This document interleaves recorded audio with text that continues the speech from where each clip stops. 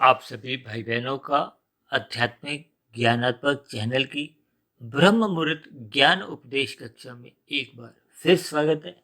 आज की चर्चा का विषय है 80 लाख दंडमय योनियां, और साथ में उसके हमने एक परिणाम रूप में कहा है, क्योंकि आप सभी भाई बहनों को शायद ध्यान हो, कुछ दिन पहले हमने एक मनुष्य योनि को परीक्षा योनि के साथ एक वीडियो प्रसारित किया था।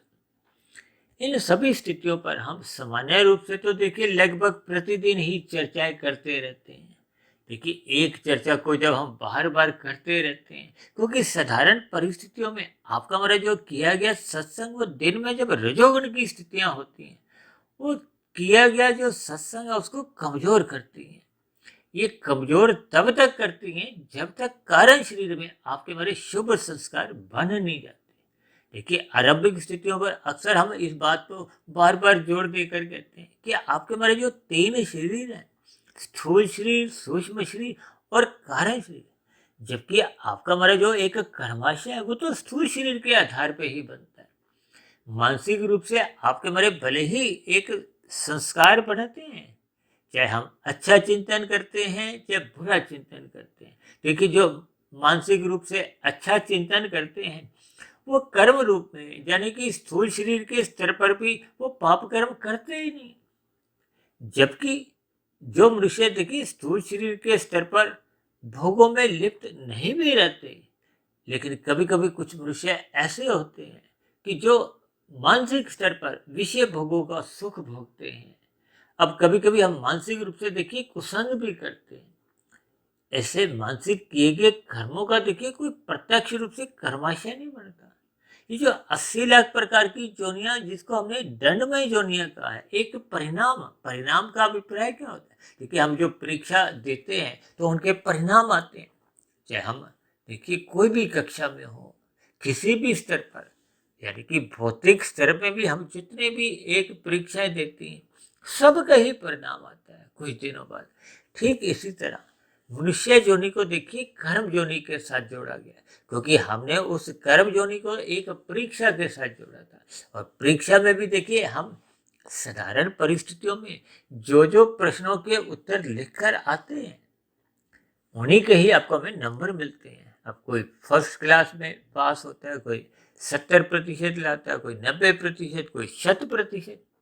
अब कुछ लोग देखिए लगभग साधारण अंकों में ही पास होते हैं और कुछ लोग फेल भी हो जाते हैं। हालांकि आज हमारा जो एक दंडमय जोनियों के साथ जो 80 लाख का जो बहुत बड़ा एक आंकड़ा है, अनुपात है, क्योंकि शास्त्रों में तो देखिए कुल जोनियां तो एक 84 लाख प्रकार की कही, और 84 लाख प्रकार की जोनियों पे 80 लाख प्रकार की जोनियों को दंडमय जोनियां शास्त्रों में ही कहा गया है।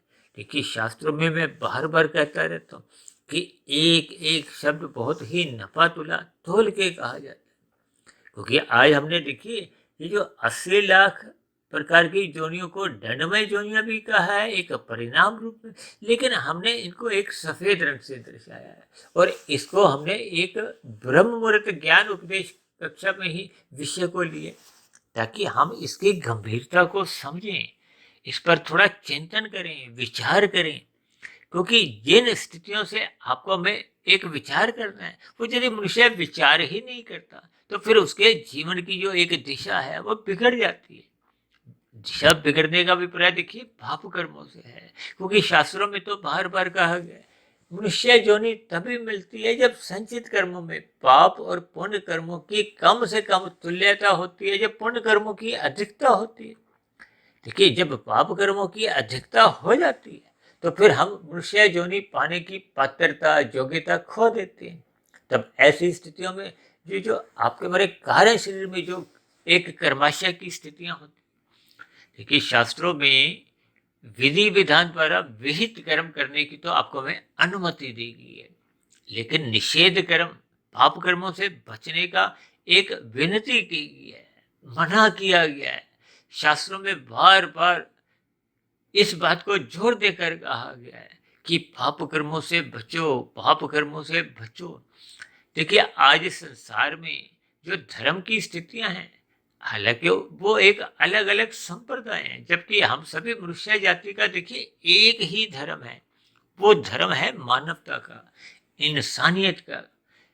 यदि मनुष्य जीवन पाकर आपके हमारे एक अंतःकरण में, आपके हमारे व्यवहार में, आचरण में, दिनचर्या में इंसानियत नहीं रहती, मानवता नहीं रहती, यानी कि हम अन्य मनुष्यों के प्रति एक अपने कर्तव्य कर्मों का पालन नहीं करते, क्योंकि आपके हमारे अपने अपने कर्तव्य कर्म है, परिवार में भी कर्तव्य कर्म है, गली मोहल्ले में भी आपको हमें कुछ कर्तव्य कर्मों का पालन करना होता है। जिस समाज में हम रहते हैं वहाँ के भी कुछ कर्म होते हैं जिनका आपको में एक पालन करना होता है, अपना निभाना होता है।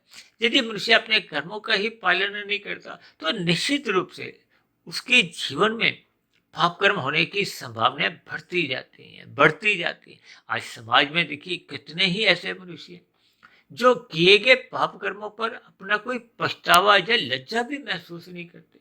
अब मेरा इशारा देखिए उन मांसाहार भोजन का सेवन करने वालों के लिए जो अपने जीव्या के स्वाद के लिए पशु पक्षियों का हत्या कर देते हैं। अब देखिए कानून व्यवस्था में सभी देशों में तो कोई ऐसा अपराध नहीं है। अब ऐसी स्थिति विशेष में जब शास्त्रों में कहा गया, देखिए शास्त्र आपके हमारे जीवन के एक दिशा निर्देश है। आरंभिक स्थितियों में जब सृष्टि का आरंभ होता है, देखिए इन सभी बातों पर हमने अलग अलग चर्चाएं तो किसी ना किसी वीडियो में कर ही रखी है। अब मुझे ध्यान आ रहा है कि हमने 4 वेदों के ऊपर भी एक चर्चा की थी, उनको हमने जीवन के एक दिशा निर्देश से जोड़ा था, क्योंकि आरंभिक स्थितियों में वेदों में एक कर्म की स्थितियों का विस्तार से समझाया गया कि किन कर्मों को मनुष्य कर सकता है, किन कर्मों को मनुष्य की एक करने से रोका गया है। और अक्सर मैं इन सभी स्थितियों को एक यातायात के नियमों से जोड़कर समझाता हूँ, ताकि किसी तरह भी बात आपके हमारे समझ में आ जाए, टिक जाए, क्योंकि टिका हुआ ज्ञान, रुका हुआ ज्ञान ही आपके हमारे जीवन में एक बदलाव की स्थितियां लाता है।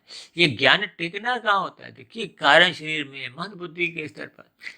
यदि स्थूल शरीर के स्तर पर हमने सुना, एक कान से सुना, दूसरे कान से निकाल दिया, तो फिर उसका कोई लाभ नहीं होता। लाभ का अभिप्राय क्या है कि यदि आपके हमारे कर्मों में वैसे के वैसे ही पाप कर्म होते जा रहे हैं।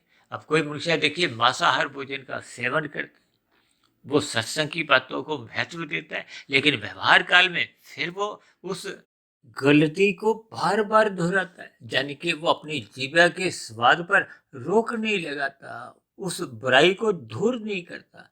शास्त्रों में कहा गया है ना कि ये जो हम बार बार एक ही बुराई की पुनरावृत्ति करते हैं, दोष है। इसके पीछे का कारण क्या है? देखिए इसके पीछे का कारण क्या है कि जब गलती करने का आपका हमारा एक स्वभाव बढ़ जाता है। अक्सर हम बार बार कहते रहते हैं ना कि ये जो बुराइयां हैं ये आरंभिक स्तर पर देखिए स्थूल शरीर के स्तर पर हम इनको हंसी मजाक में लेते हैं या हल्केपन में लेते हैं। ये हल्केपन में कब मन की वृत्ति जागती है? जब हम सत्संग नहीं करते, सत्वगुण का आप संग नहीं करते। और अक्सर मैं तो बार बार कहता रहता हूँ, जो आपके हमारे जीवन में विभिन्न प्रकार के जो कथा कहानियां वर्तत्वार द्वारा कुछ ऐसी स्थितियां रखी गई हैं, इनको मनुष्य को एक ज्ञान पूर्वक करना चाहिए। ये भी आपके हमारे सत्वगुण का जो एक बंद दरवाजा है उसको खोलती हैं, मनुष्य को एक रजोगुण में मर्यादा सिखाती हैं और तमोगुण में गिरने से बचाती हैं। और यदि मनुष्य सत्संग करते ही नहीं है, देखिए कहते हैं ना, जब मनुष्य सारा साल विद्यार्थी कोई पढ़ता ही नहीं है तो फिर वो परीक्षा में तो देखिए अपने उत्तर क्या लिखेगा? वो गलत उत्तर ही लिखेगा। गलत उत्तर लिखने का अभिप्राय क्या है कि सत्संग के अभाव में मनुष्य की जो एक राजसी स्थितियां होती हैं वो एक आवारागर्दी की होती हैं। भगवान श्री कृष्ण जी ने तो अर्जुन के रथ के जो 5 घोड़े दिखाए हैं उनको आपके हमारे 5 भोग्य विषयों से जोड़ा है। आपके हमारे 5 भोग्य विषय क्या है? गंध, रस, रूप, स्पर्श और शब्द। देखिए ये स्थूल शरीर की आपके हमारे एक आधारशिला भी है। ये जो 5 भोग्य विषय हैं इनके कारण ही आपके हमारे माता के गर्भ में एक स्थूल शरीर के निर्माण की प्रक्रिया आरंभ होती है। देखिए इन सभी स्थितियों को हमें भोग दृष्टि से नहीं, ज्ञान पूर्वक समझना होगा। प्रकृति की एक व्यवस्था को समझना होगा, अपने मिले हुए जीवन के महत्व को समझना होगा। आत्मा क्या है, परमात्मा क्या है, इन दोनों के संबंध को आपको हमें पहचानना होगा। ये जो आपका हमारा स्थूल शरीर तामसी है, माया क्या है, माया का अभिप्राय प्रकृति से है, प्रकृति का अभिप्राय प्रकृति के 3 गुणों से है। और इन 3 गुणों को देखिए, भले ही जड़ कहा गया है लेकिन ये नित्य है। यानी कि ये जो 3 गुण है, तमोगुण, रजोगुण और सत्वगुण, इनको शास्त्रों में इनकी सम अवस्था को एक इकाई कहते हुए इसको प्रकृति नाम दिया गया। जबकि साधारण बोलचाल में हम और आप देखिए, पृथ्वी, जल, अग्नि, वायु, आकाश को ही माया कहते हैं, एक प्रकृति कह देते हैं। जबकि ये पृथ्वी तत्व तो देखिए, ये जो 24 तत्वों का ब्रह्मांड है, इनमें 23 तत्वों का ये एक परिवार माना जाता है। ये ऐसा, ये भले ही करोड़ों वर्षों तक बना रहता है। कहते हैं ना, कलयुग की आयु तो 4,32,000 वर्ष है। इससे दुगनी द्वापर युग की, इससे तिगनी त्रेता युग की, और इससे 4 गुनी एक सतयुग की कही गई है। और सतयुग में तो देखिए धर्म 100% बना रहता है। जैसे जैसे धर्म का ह्रास्य होता है तो ये युगों में परिवर्तन होने लगता है। अब कल युग में तो देखिए धर्म का ह्रास्य लगभग बढ़ता जा रहा है। और अभी तो कलयुग की एक आरंभिक स्थिति है, क्योंकि शास्त्रों के अध्ययन से मालूम होता है कि ये जो 4,32,000 वर्ष का जो समय है, इसमें से तो लगभग अभी 5,125 वर्ष के आसपास ही बीते हैं। और कभी कभी हम अपनी चर्चाओं में इस बात का जिक्र करते हैं ना, कि लगभग 50 वर्ष पहले की जो एक स्थितियां थी, जब ये इंटरनेट भी नहीं था, मोबाइल नहीं था, लैपटॉप, ये कंप्यूटर की एक स्थितियां नहीं थी। हालांकि इन सभी स्थितियों का जो आविष्कार हुआ, इनका हम सदुपयोग करते हुए आज ज्ञान की ऊंचाइयों को छूने लगे हैं। और अन्यथा मेरे इस आध्यात्मिक ज्ञानात्मक चैनल पर इन सभी यंत्रों के अभाव में हम आप तक इन जो प्रतिदिन की जो हमारी वीडियो तैयार होती है, आप सभी भाई बहनों तक पहुंचती है, जिन वैज्ञानिकों ने भी देखिए इन सभी भौतिक यंत्रों का भी आविष्कार किया, वो भी देखिए सात्विक स्थिति में थे। जो जो वैज्ञानिक भी होते हैं देखिए, वो सतोगुणी माने जाते हैं। वो अलग बात है कि देखिए उनका रुझान एक भौतिक उपलब्धियों में होता है। यदि भौतिक उपलब्धियों में भी आपकी हमारी एक दिनचर्या सात्विक बनी रहती है, तो ऐसे मनुष्यों का भी देखिए ये जो दंडमय योनियों में पतन नहीं होता। क्योंकि पतन तो तभी होता है, अधोगति की स्थितियां तो तभी बनती हैं, जब आपके हमारे संचित कर्मों में कर्माशय बिगड़ जाता है, पाप कर्मों की अधिकता हो जाती है। और पाप कर्मों की अधिकता कब होती है, इस स्थिति विशेष को हम सभी भाई बहन देखिए पहचानते हैं। इसके पीछे का कारण आपके हमारे 5 भोग्य विषय हैं। अमर्यादित विषय भोग ही आपके हमारे जीवन में पाप कर्मों की एक झड़ी लगा देते हैं। मनुष्य एक ही दिन में हजारों पाप कर्म कर जाता है। अक्सर इन स्थितियों को मनुष्य प्रत्यक्ष रूप से स्वीकार करता ही नहीं। और हम तो अपनी चर्चाओं में देखिए कुछ उदाहरणों के साथ इन सभी चर्चाओं पर अपनी एक ज्ञान की मोहर लगाते हैं। ये सभी स्थितियां अक्सर मनुष्य को सत्संग निरंतर करते रहने से समझ में आती है। और मैं तो बार बार कहता रहता हूँ कि सत्वगुण का संग करना एक सत्संग है। और सत्वगुण की देखिए 3 स्थितियां हैं। अब जैसे शाम को सूर्य के ढलते ही एक तमोगुण की 3 स्थितियां आरंभ होती हैं। ये तमोगुण की जो 3 स्थितियां हैं, आरंभिक स्थितियों में जैसे सूर्य छिपता है, अस्त होता है, भले ही ये एक भौगोलिक स्थिति है, सूर्य तो नित्य बना रहता है, पृथ्वी गोल है, वो अपनी सतह पे घूमती है, और सूर्य का भी चक्कर जब 1 साल में लगाती है तो अलग अलग ऋतुएं बनती हैं। लेकिन शाम को जैसे ही सूर्य अस्त होता है तो अंधकार की स्थितियां होती हैं, क्योंकि पृथ्वी गोल है, आधे हिस्से में जहाँ सूर्य का प्रकाश पहुंचता है वहां दिन होता है, शेष में रात होती है। यानी कि तमो को अंधकार से जोड़ा जाता है, और शास्त्रों में इसी अंधकार को अज्ञानता से भी जोड़ा गया है। अक्सर हम कहते हैं ना, आरंभिक तमोगुण में आपकी हमारी गतिविधियां बनी रहती है, यानी कि क्रियाएं होती है। जब एक घोर तमोगुण होता है, जब घोर तमोगुण में शास्त्रों में कहा गया उस स्थिति विशेष में मनुष्य को आराम करना चाहिए, क्योंकि तमोगुण को नींद के साथ भी जोड़ा गया है, पदार्थों के साथ भी जोड़ा गया है।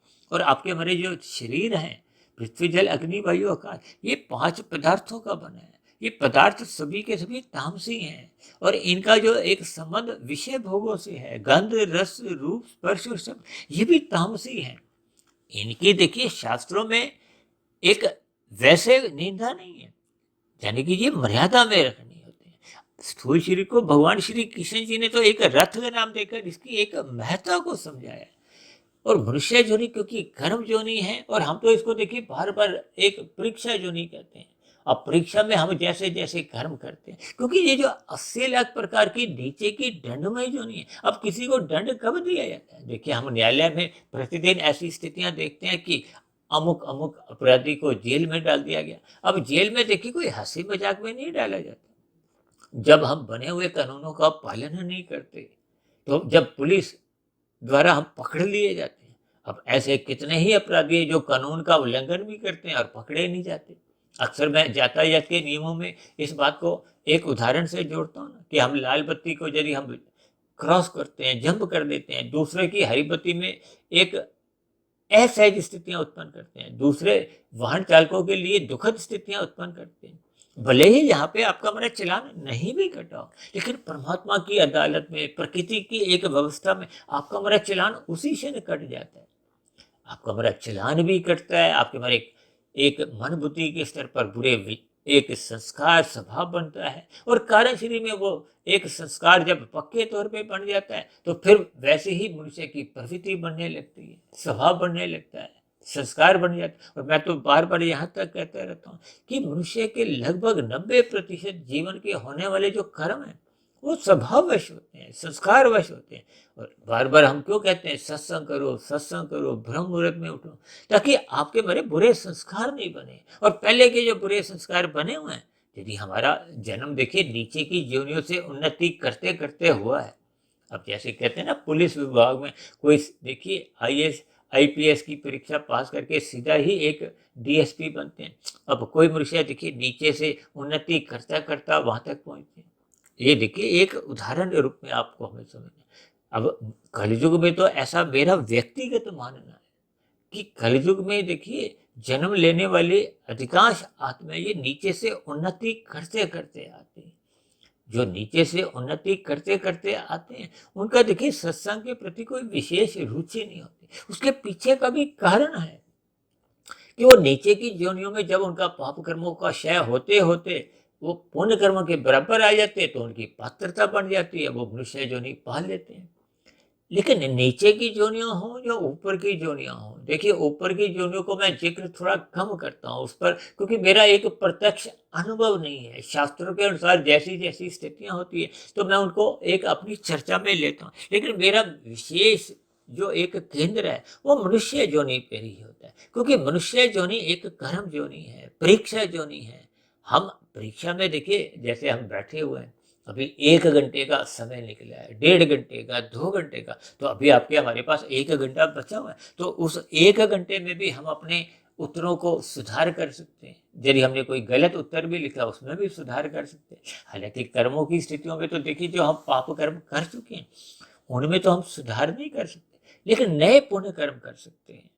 अक्सर आपने समाज में, जिस संसार में ऐसे कितने ही उद्योगपतियों के नाम सुने होंगे, जिन्होंने अपने देखिए एक व्यवसाय के स्तर पर तो अपने काम धंधों को बहुत अधिक बड़े स्तर पर लेके गए, लेकिन जैसे जैसे वृद्धावस्था नजदीक आने लगी या वृद्धावस्था में उनको ज्ञान द्वारा एक अंदर से समझ बढ़ने लगी।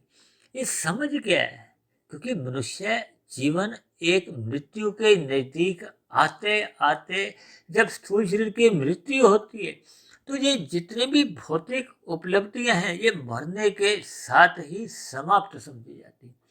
क्योंकि आपके मेरे देखिए 3 शरीर हैं, स्थूल शरीर, सूक्ष्म शरीर और कारण शरीर। स्थूल शरीर की मृत्यु अक्सर आप और हम अपने जीवन में कितनी ही देख चुके हैं। अब स्थूल शरीर की मृत्यु होते ही ये जो कारण शरीर है, ये कारण शरीर में जैसे जैसे कर्मों की स्थितियां होती हैं, क्योंकि राजसी और सात्विक कर्म ये पुण्य कर्म माने जाते हैं, और तामसी कर्म ये निषेध कर्म होते हैं। अब राजसी कर्म ये एक साधारण पुण्य कर्म होते हैं, इसको अक्सर मैं जीरो से जोड़ता हूँ।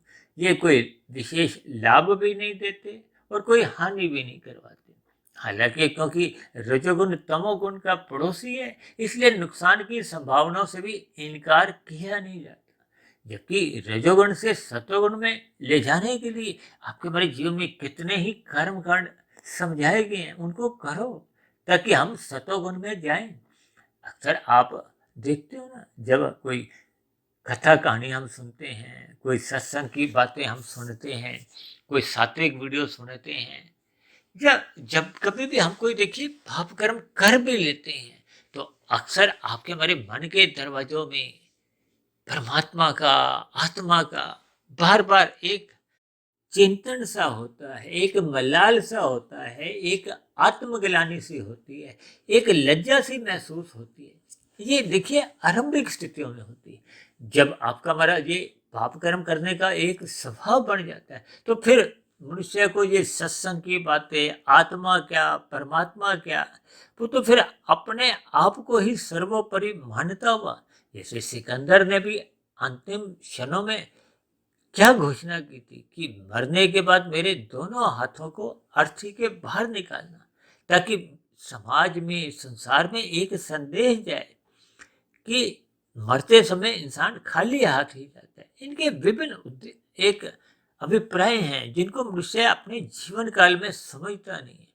और जिन भाई बहनों को देखिए ये समझ आ जाती है, मैंने अभी बताया ना, कुछ उद्योगपति जब वृद्धावस्था के करीब आते आते वो अपने करोड़ों की, अरबों की जो दौलत है उसको ब्रोकर के कार्यों में लगाते हैं। किस लिए?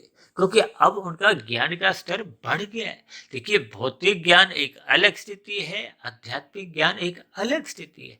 क्योंकि मरने के बाद ये जो कारण शरीर की जो एक स्थिति है, उसी के आधार पे ही फिर आपकी अगली जोनी का निर्धारण होता है। और मेरा तो व्यक्तिगत एक ऐसा मानना है कि मृत्यु के अंतिम क्षणों में जब आपके हमारी अगली जोनी का निर्धारण हो जाता है, तभी ये आपका हमारा स्थूल शरीर का एक निमित्त मात्र कोई कारण बनकर ये शरीर छूट जाता है। यानी कि अगले जन्म का जो एक आधार है वो आपके हमारे कर्म है, आपके हमारे संस्कार हैं। ये सभी स्थितियां कारण शरीर में रहती हैं। इसलिए तो हम बार बार कहते रहते हैं, क्योंकि एक साधारण मनुष्य तो देखिए आज स्थूल शरीर के स्तर पर ही उसको सजाने में लगा है। ब्यूटी पार्लर, जब विषय भोगों को भोगने में वो स्थूल शरीर की ही एक महत्ता को अधिक महत्व देता है। यानी कि स्थूल शरीर के स्तर पर ही वो पाप कर्म करने से हिचकता नहीं। ये विषय भोग उसको बाध्य कर देते हैं। ये जो कारण शरीर में बुरे संस्कार बने होते हैं, वो मनुष्य के मन में एक ऐसे वेग लाते हैं। कहते हैं ना, तूफान जब आता है, देखिए क्रोध को भी हम तूफान से जोड़ते हैं। ऐसे ये संस्कार जो बुरे बने हुए हैं वो तूफानी वेग से आते हैं। अब तूफान देखिए किसी भी प्रकार का कोई कोई अवरोध सहन नहीं, वो तो अपनी तूफानी वेग से आने से वो बहुत ही बड़े स्तर पर तबाही करता हुआ जाता है। आप अक्सर अपने जीवन में ऐसे कितने ही तूफान देखते हो। कहते हैं ना, अब तो देखिए तूफान आने से पहले ही आपको हमें पता चल जाता है, एक चेतावनी आ जाती है कि ऐसे ऐसे इतने इतने समय के दौरान एक तूफान आने की संभावना है, ताकि हम सतर्क हो जाए।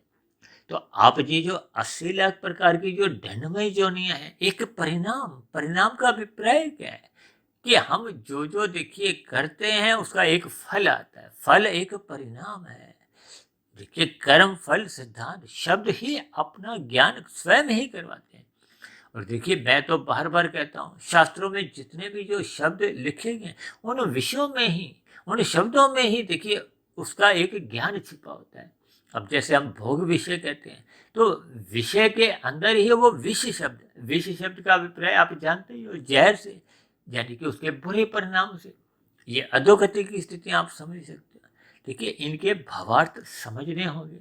और अक्सर मैं तो देखिए बार बार शब्दों पे कम उनके भावार्थ पर ही अधिक ध्यान देता हूँ, ताकि एक साधारण मनुष्य के जीवन में एक सकारात्मक परिवर्तन आए। आपकी हमारी दिनचर्या एक व्यवस्थित बनने लगे। जब तक दिनचर्या व्यवस्थित रहती है, व्यवस्थित का अभिप्राय अनुशासित है, अनुशासन का अभिप्राय शास्त्र संगत हम कर्म करते हैं, फिर हम अपनी मर्जी को महत्व नहीं देते। अभी कुछ दिन पहले हमने एक वीडियो बनाया था ना, शास्त्र संगत, और साथ में हमने क्या लिखा था, मेरी मर्जी। और उसमें भी हमने देखिए अलग अलग रंग दर्शाए थे। शास्त्र सम्मत को हमने सफेद रंग से दर्शाया था, जो कि सत्वगुण का प्रतीक है। और मेरी का अभिप्राय एक रुचि से होता है, रजोगुण से होता है, संसारी आकर्षणों से होता है। और मर्जी का अभिप्राय जब हम शास्त्र विरुद्ध काम करते हैं, अपनी ही मनमानी करते हैं, अपनी ही मनमर्जी चलाते हैं, उसको हमने काले रंग से दर्शाया। ये देखिए रंग भी अपने आप में कुछ ज्ञान देते हैं। ये रंगों द्वारा भी हम अपने वीडियो के जो नाम होते हैं उनको रंगों द्वारा भी एक संदेश देने का प्रयास करते हैं। देखिए मैं भी आप सभी भाई बहनों के समान एक मायाबद्ध ही हूँ। ये तो परमात्मा के आशीर्वाद से, गुरुओं के आशीर्वाद से, या यूं कहो कि पिछले 22-25 वर्षों से जो ब्रह्म मुहूर्त में मैं तकरीबन 1-1:30 बजे तक उठने का जो अपना एक संस्कार है, उसका आशीर्वाद कहो।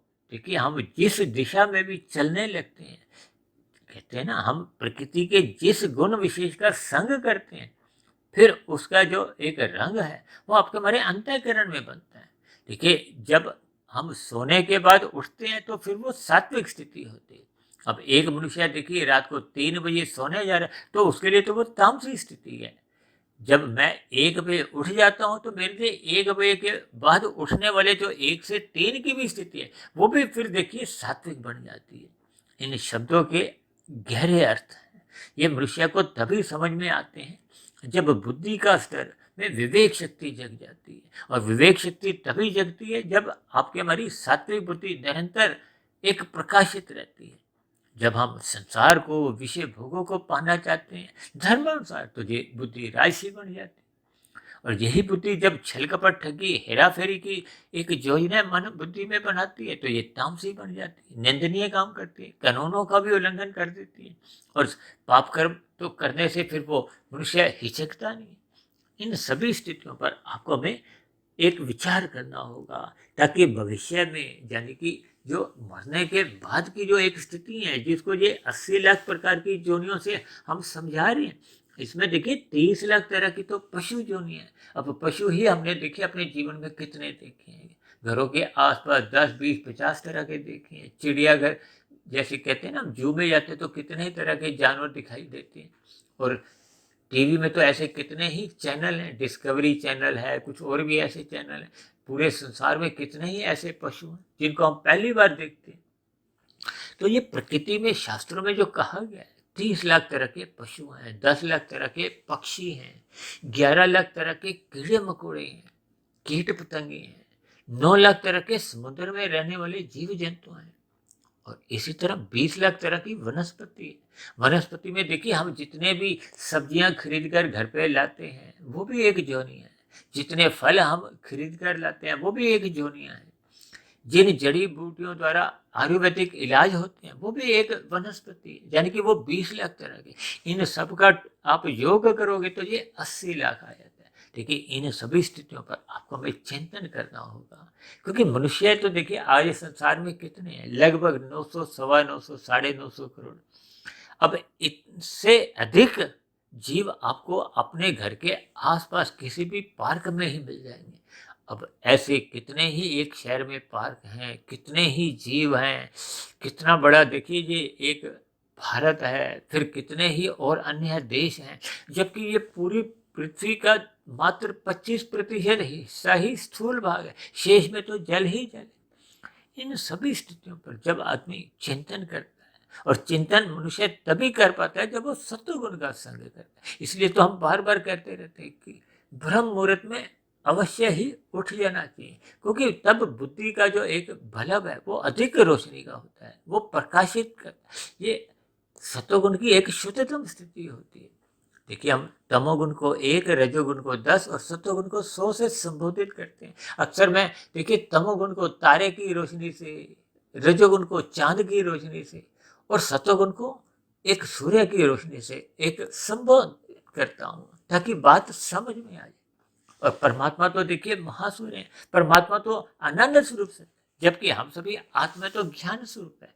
इन सभी स्थितियों को मनुष्य अपने जीवन में जितने जितने अंश में समझता जाता है, और यदि मनुष्य सत्संग नहीं करता तो शास्त्रों में ही कहा गया उसके जीवन में फिर वो पशु वृत्तियां ही बनी रहती है, और ये पशु वृत्तियां मनुष्य के जीवन में पाप कर्म करवाती है, मानवता से गिराती हैं, इंसानियत समाप्त करती है, नैतिक मूल्यों का ह्रास होने लगता है। यानी कि जब धर्म आपके जीवन में प्रथम स्थान से हटने लगता है तो फिर ये शेष पुरुषार्थ हैं, अर्थ और काम, ये अमर्यादित हो जाते हैं, जिसको भगवान श्री कृष्ण जी ने गीता में ही एक मर्यादा में रखने के लिए उसकी लगाम को, मन को अपने हाथ में रख के, यानी कि वो परमात्मा के अनुरूप आपकी हमारी दिनचर्या एक व्यवस्थित होनी चाहिए। शास्त्रों के अनुसार आपको हमें एक विहित कर्म ही करने होंगे, निषेध कर्मों से बचना होगा। इन सभी स्थितियों पर हम जैसे जैसे चिंतन करते जाते हैं तो फिर मनुष्य अपने कार्य शरीर को सुधारने लगता है। अक्सर हम बार बार कहते हैं श्रद्धा पूर्वक सत्संग करो। ये श्रद्धा पूर्वक किया गया सत्संग आपके हमारे स्थूल शरीर को पवित्र करता है। फिर उस किए गए सत्संग को आप मनन करो, चिंतन करो, ब्रह्म मुहूर्त में उठो। ये सभी स्थितियां फिर आपके हमारे मन बुद्धि को शुद्ध करती हैं, सूक्ष्म शरीर को शुद्ध करती हैं। और ये निरंतर स्थितियां जब हम जीवन भर मरते दम तक करते रहते हैं तो फिर वो कारण शरीर में शुभ संस्कार बनते हैं। अक्सर मैं कहता हूँ ना, स्थूल शरीर की सफलता 1% है, सूक्ष्म शरीर की सफलता 10% है। और 10 से 100% पे जाने के लिए निरंतर एक साधना करनी है, ताकि कारण शरीर में शुभ संस्कार बने और जो पहले के बुरे संस्कार बने हुए हैं उनको हम क्रमशः समाप्त करें, दग्ध बीज करें। देखिए, संस्कार एक बीज के समान है। जब बीज जल जाता है तो फिर उसमें कोई अंकुरन नहीं होता। ये अंकुरन क्या है? ये कारण शरीर में जैसे संस्कार होते हैं उनका अंकुरन मन बुद्धि में होता है। और मन बुद्धि में जैसे जैसे विचार आते हैं वो स्थूल शरीर के स्तर पर ज्ञानेंद्रियों द्वारा, जो कि नाक, जिह्वा, आंख, त्वचा, कान, ये स्थूल शरीर के स्तर पर ज्ञानेंद्रियां हैं। और हाथ पैर वाणी लिंग गुदा ये स्थूल शरीर की एक कर्मेंद्रिय है। यानी कर्मेंद्रियों द्वारा नए कर्म हो जाते हैं और ज्ञानेंद्रियों द्वारा 5 भोगे विषयों का सुख भोगा जाता है। इन सभी स्थितियों को आपको हमें एक नियंत्रण में लेना होता है। यही नियंत्रण कहो, मर्यादा कहो, भगवान राम अवतार में उन्होंने एक मर्यादा पुरुषोत्तम की स्थितियों को समझाया है। और लीला अवतार में भगवान श्री कृष्ण जी ने ज्ञान उपदेश, यानी कि अर्जुन के रथ के जो 5 घोड़ों की एक स्थितियों को मन बुद्धि से समझाया है, भोग विषयों से समझाया है और बार बार ज्ञान को एक महत्व दिया है। गीता में तो बार बार कहा गया, ये जो 3 गुणों की जो एक स्थितियां हैं, तमोगुण, रजोगुण और सतोगुण, इन स्थितियों को एक गुणतम ज्ञान से जोड़ा गया। और हम तो देखिए प्रतिदिन ही इनकी चर्चाएं करते हैं और हम तो इनको देखिए अंकों से भी जोड़ते हैं। तमोगुण को 1, रजोगुण को 10, सत्वगुण को 100 और विशुद्ध सत्वगुण आत्मा परमात्मा को 1000 से जोड़ते हैं। अब 1000 और 100 के बीच में बहुत लंबी दूरी है। यही तो एक साधना है। और मनुष्य 1 और 10 में ही झूलता रहता है। 1 और 10 में झूलने से उसका सत्वगुण कमजोर होता है, क्योंकि 10 और 100 में थोड़ी दूरी है। 1 और 10 पास पास है, इसलिए तो हम इनको देखिए पड़ोसी कहते हैं।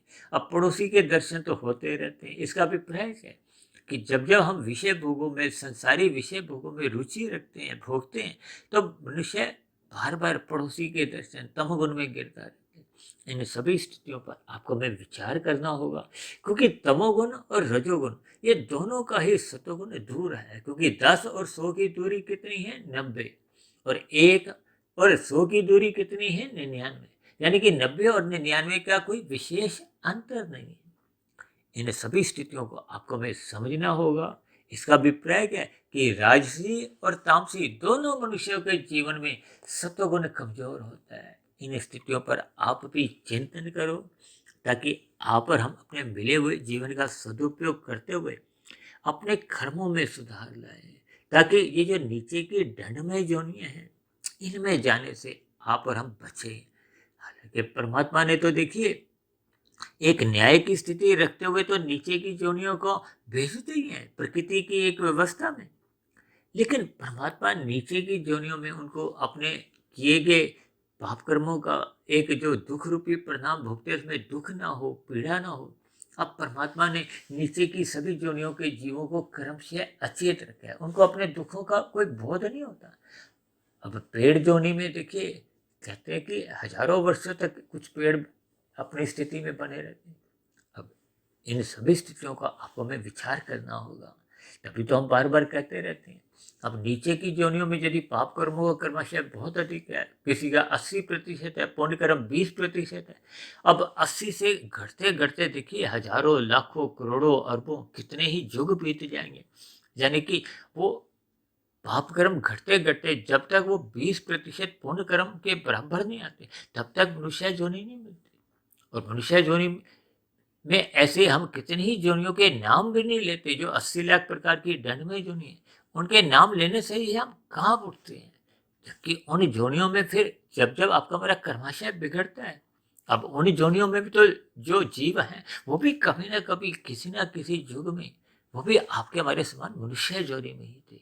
इन सभी स्थितियों पर आपको हमें सकारात्मक चिंतन करना होगा, ताकि आप और हम अपने मिले हुए जीवन का सदुपयोग करें, अपने मिले हुए जीवन में इन विषय भोगों को अमर्यादित ढंग से भोगने से बचें। और ये तभी संभव है, यानी कि रजोगुण को मर्यादा में रखने के लिए सत्वगुण का संग करना होगा, ब्रह्म मुहूर्त में उठना होगा, रात को जल्दी सोना होगा। यही सभी स्थितियां जब आपके हमारे दिनचर्या का एक व्यवहार का एक स्वभाव बनने लगती हैं, तो मनुष्य निश्चित रूप से पाप कर्मों से बचा रहता है, और फिर वो अपने आध्यात्मिक उन्नति की ओर भी उसका एक सहज ही एक झुकाव को हो, परमात्मा के प्रति एक प्रीति फिर जागने लगती है। तो ऐसी सभी शुभ स्थितियां हम सभी भाई बहनों के जीवन में भी बनने लगें, ताकि हम इन दंडमय योनियों पर नीचे गिरने से बचें। तो इन्हीं शुभ कामनाओं के साथ चर्चा विशेष को यहीं विश्राम देते हैं। और बनी हुई वीडियो से संबंधित आपके मन में कोई प्रश्न उठ रहे हो, कोई मेरी कही गई बातें आपको आपत्तिजनक लगती हो, आधी अधूरी लगती हो, तब ऐसी स्थिति में नीचे दिए गए कमेंट्स बॉक्स पर जाकर आप अपने प्रश्न भी लिख सकते हो। मेरे आध्यात्मिक ज्ञानात्मक चैनल सुधीर भाटिया फकीर के प्रति कोई आपके मन में सुझाव आ रहा हो, तो आप अपना सुझाव लिखने के लिए भी स्वतंत्र हैं। और मेरे कहे गए शब्दों पर आपको किसी भी प्रकार की कोई शिकायत हो, आपत्ति हो, जब मेरी कही गई बातें आपको बुरी लगती हो, इन सभी स्थितियों का आप शिकायतों के रूप में नीचे दिए गए कमेंट्स बॉक्स पर जाकर लिख सकते हो।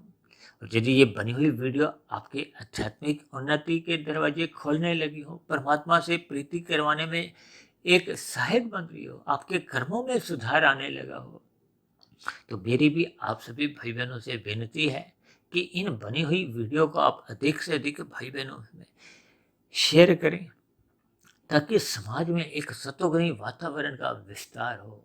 उस सतोगुणी वातावरण में सभी मनुष्यों का ही नहीं, प्रकृति के अन्य जीव जंतुओं का भी सुखमय जीवन बीते, समाज में सुख शांति बनी रहे। तो इन्हीं शब्दों के साथ अब चर्चा विशेष को यहीं विश्राम देते हैं। शाम को फिर मिलते हैं संध्या बेला ज्ञान कक्षा में। तब तक आप अपने आध्यात्मिक मित्र सुधीर भाटिया फकीर को इजाजत दें। आप सभी भाई बहनों की सात्विक स्थिति मजबूत हो, ताकि हम नीचे की जोनियों में गिरने से बचें। इन्हीं शुभकामनाओं के साथ चर्चा विशेष को यही विश्राम देते हैं। आप सभी भाई बहनों का भी चर्चा विशेष को ध्यानपूर्वक सुनने के लिए बहुत बहुत धन्यवाद।